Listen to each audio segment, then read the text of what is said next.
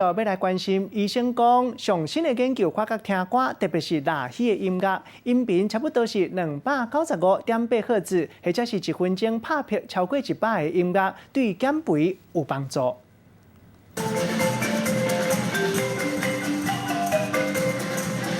感动的音乐、较紧的节奏，互人感觉心情真嗨。国内有医生讲，伫即个国际医学研究内底发现讲，听较紧的歌，敢若亲像会当对这个减轻体重有帮助。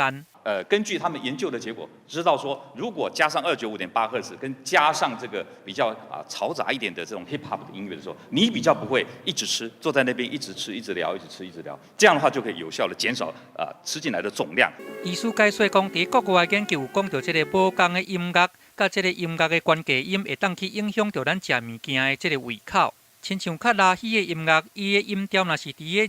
295.8赫兹的时阵，也是讲1分钟伊的节奏伫个100以上的音乐，安尼就会当互人的交感神经线安尼较痛，安尼就较袂想要去食物件，嘛会当促进肾上腺素的分泌，就通来分解这个脂肪细胞。特别是伫咧食物件时阵，若是甲听30分钟的音乐，就会当达到减重的效果。另外，若是会当过来倒打饭前饭后让5分钟，来啉300cc 的滚水，佮加上伫咧饭后，伫咧原地来打卡地8分钟，安尼嘛会当促进消化，对减重有帮助。大概等个5分钟，有一点食物进到这个小肠的，就开始喝水了。为什么？因为这个时候就要用水来把消化酵素稀释，那才能够降低它的消化率跟吸收率。医生讲，伫咧民间有真侪减重的方法，不过大部分会有反效果，气倒害。亲像讲少量多餐，安尼颠倒会互这个血糖来变做血油。要是爱较接运动的，才会当维持这个正常的作息，安尼才是上好健康的减重方法。记者综合报道。